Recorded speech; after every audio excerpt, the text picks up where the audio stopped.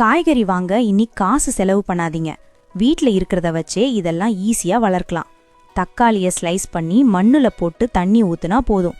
செடி வளர்ந்து தக்காளி கொத்து கொத்தா காய்க்கும். ஒரு கூடையில டிஷ்யூ பேப்பர் போட்டு மல்லி விதைய தூவி மேல இன்னொரு டிஷ்யூ வச்சு ஈரம் பண்ணுங்க. அடியில தண்ணி கிண்ணம் வச்சா ஃப்ரெஷ் கொத்தமல்லி ரெடி. முட்டை ட்ரேல ஓட்ட போட்டு வெங்காயத்தாளோட அடிய வச்சு தண்ணி ஊத்துனா வெங்காயத்தாள் வளர்ந்துகிட்டே இருக்கும். சர்க்கரை வள்ளி கிழங்குல குச்சி குத்தி தண்ணி கிளாஸ்ல வச்சா வேர் விட்டு செடி வளரும். கேரட் வெட்டும்போது அந்த மேல் பகுதியை தூக்கி போடாதீங்க. தண்ணியில போட்டு வேர் வந்ததும் மண்ணுல நட்டா புது கேரட் கிடைக்கும்.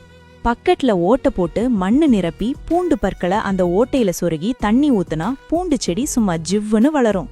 பாசி பயிரை தண்ணியில ஊற வச்சு துணி போட்டு மூடினா 2 நாள்ல சூப்பரான முளைக்கட்டிய பயிர் ரெடி. செலரி தண்டோட அடிய குச்சி குத்தி தண்ணியில வச்சா திரும்பவும் துளிர்த்து வரும். காளான் தண்டை மண்ணுல நட்டு மேல தேங்காய் நார் போட்டு தண்ணி தெளிச்சு கவர் பண்ணுங்க. ஃப்ரெஷ் காளான் வீட்லயே வளர்க்கலாம்.